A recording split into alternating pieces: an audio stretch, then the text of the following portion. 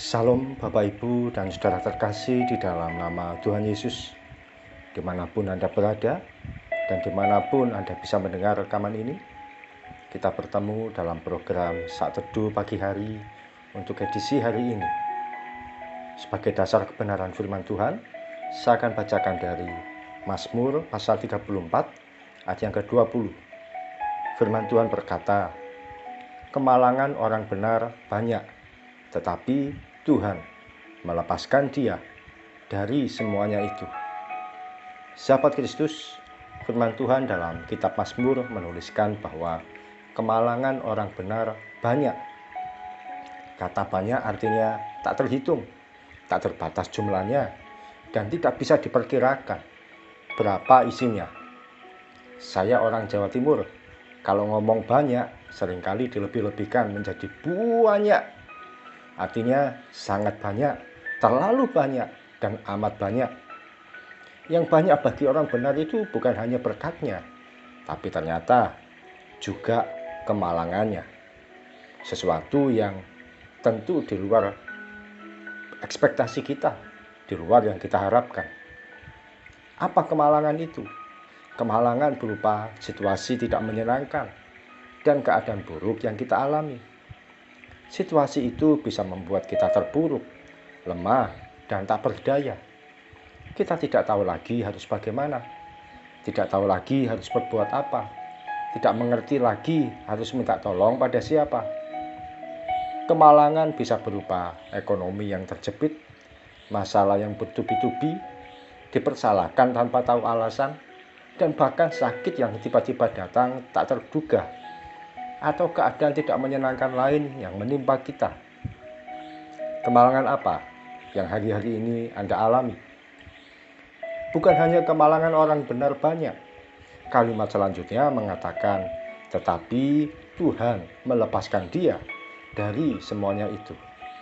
Alkitab menggunakan kata melepaskan, bukan menghindarkan atau meluputkan. Kalau menghindarkan dan meluputkan, berarti kan tidak mengalami masalah apapun. Namun kalau melepaskan, artinya orang ini sudah terikat dan sudah terbelenggu sampai tidak berdaya. Tapi dalam pertolongan Tuhan, dia pun dilepaskan. Seorang pengikut Kristus sejati, ketika mengalami kemalangan atau masalah dan pergumulan, dia tidak akan menjerit-jerit mengasihani diri sendiri. Dia tidak akan merengek-rengek menanyakan di mana keberadaan Tuhan saat dia mengalami masalah. Dia tidak akan menyalahkan Tuhan dalam situasi yang ada, bahkan tidak menangis-nangis minta diberkati. Seorang pengikut Kristus sejati akan berani berdiri tegak dan berkata, sekalipun situasi yang saat ini saya alami membuat hidup saya tidak berdaya, namun oleh kekuatan Kristus, saya pasti mampu menghadapi semuanya. Firman Tuhan juga mengatakan bahwa kita ini dijadikan lebih dari pemenang. Namun bagaimana kita bisa menjadi lebih dari pemenang kalau tidak pernah bertempur, tidak pernah bertarung, dan tidak pernah berperang? Pertempuran kita justru terjadi ketika kita menghadapi kemalangan dan situasi buruk. Namun kita tetap respon dengan benar, tidak bersungut-sungut, dan tetap mengucap syukur.